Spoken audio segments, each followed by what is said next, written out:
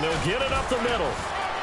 He'll get about 4 as he's past the 35 to the 38-yard. Luis can do everything. And 2 years ago, of course, last year the injury, but 2 years ago over 1,300 yards. I think they think he can top that this year. I don't think there's any question about it. So second down was a run play. Now let's see what they do on third. Roethlisberger now off the bootleg. They'll roll him out right. Now he'll let it go deep right side. And they were able to punch it in the end zone last time. They'll be looking to do that again here for the defense.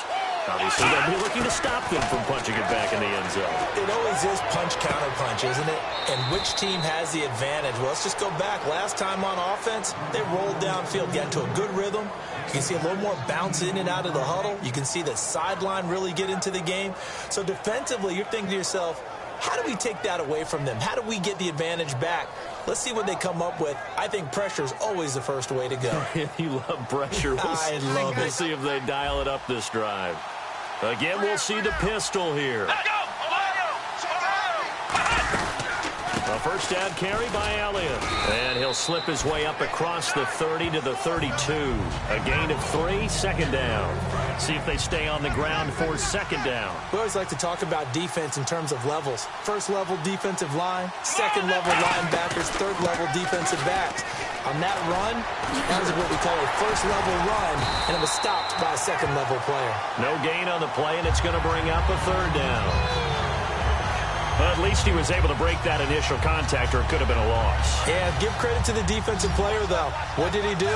Made him slow down, slow up his feet, and allowed the rest of the guys to get there to finish him off. On third down, it's Prescott. And that's caught by Beasley. 15 yards through the air on a first down. Have that ball delivered with good timing, and they got it done. They go play action here on first down.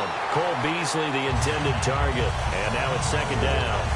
It's always tough for the guys throwing the football when they think they've got a completion and the ball's almost there, and then someone sneaks a hand or two in and bats it away.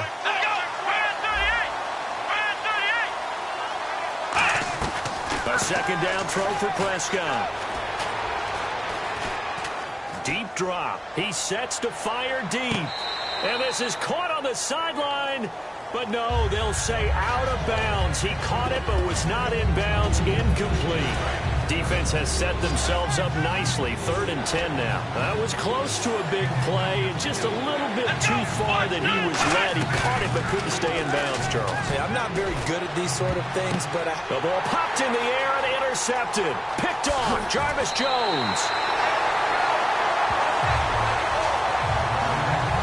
They told us repeatedly earlier in the week in our meetings, we need some plays from our defense here on the road early. They got one. And don't think they were above all week long pointing out to their defense that the other defense is rated higher than them. You going to let that happen, guys? Is that how we're going to play? And they responded to the challenge. Give them 3 on first down. It'll set up a 2nd and 7. I do know from experience that when you slow down someone's running game, you're now doing the dictating on defense. And guess what? Now 20! And he's in. Touchdown, Steelers. Ladarius Green, 41 yards. And the Steelers have once again taken the lead. And nowadays in NFL football, you have to account for all the receivers, sure, but the tight end's such a weapon, and they prove it right there. Oh, without a doubt. And we're seeing now the golden age of tight ends catching the football. I go back to Kellen Winslow. To me, he was a prototype of what we're seeing today. We're seeing it each and every week now. Boswell now to kick it away after the touchdown.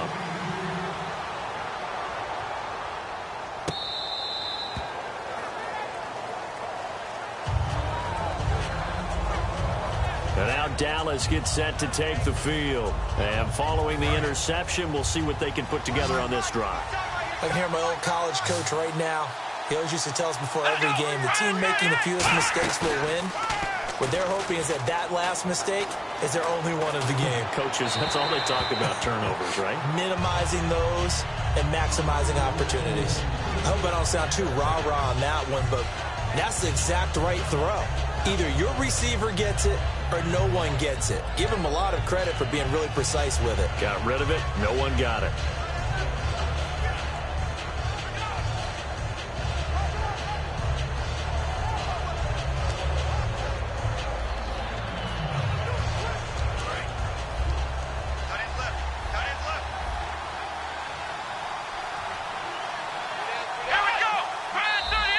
Now flags will come in. I think this one's going to be on the defense for jumping. Encroachment, defense.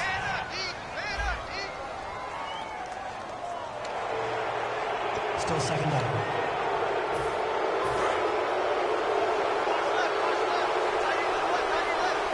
Another pistol look here. Let's go. Second down, Prescott. Out left side here to Bryant. And he'll be taken down, but not before he gets into enemy territory. For Dez, when Romo was under center, he was more the focal point. Now you got Zeke and obviously Dak at quarterback playing a little bit of second fiddle to some degree. Yeah, he still had, 8 catches, 82 yards in the game against Tampa. And I know the numbers are going to be about half of what he normally does. But here's the thing.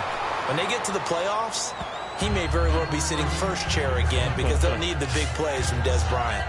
Well, that's what you're looking for when you want to throw the ball downfield. You want one of those guys who can play out on the perimeter, can play out wide, who can not only get open, but when they're covered, can uncover themselves downfield and create catches. On second down, Elliott. And he'll be brought down, losing yardage back at the 40.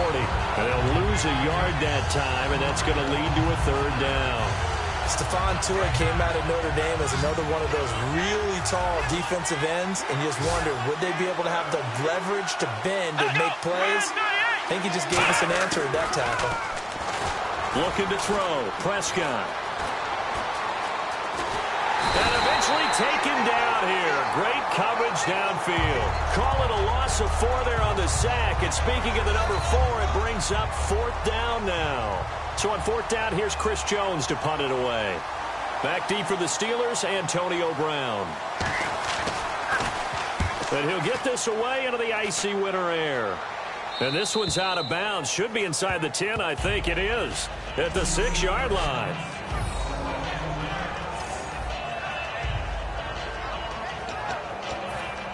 And Pittsburgh getting set to take the field. And they'll just simply be looking to build off the confidence of the last time out where they scored a touchdown. And confidence is powerful, isn't it? When you've scored once, you feel like you can go back out there and get it done again. Doesn't matter what the defense throws at them. They feel like they're in a groove right now, and they want to get out there and show it. Yeah, hoping to stay in that groove here this go-around.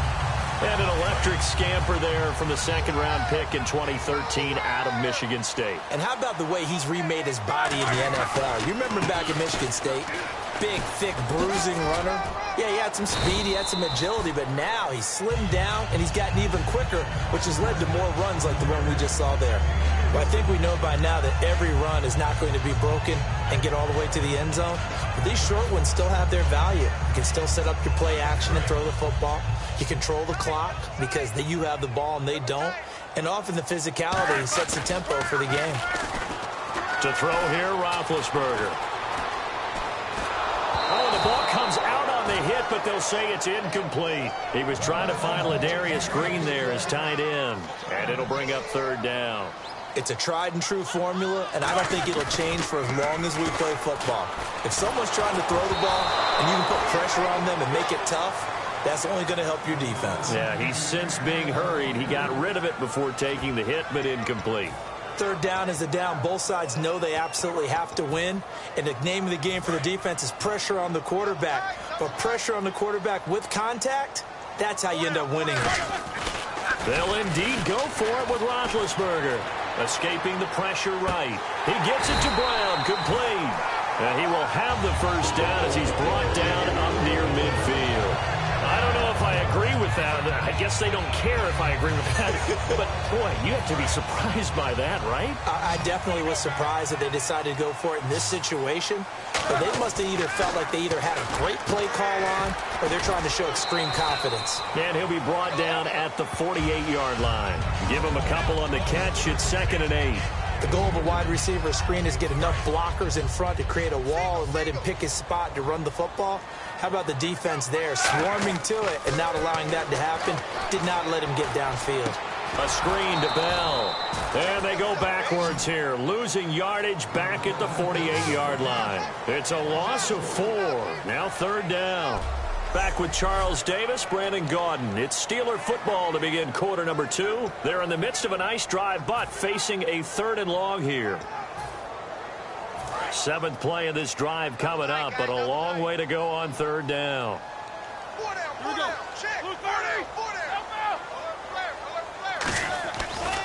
Now Roethlisberger going to hand to Bell.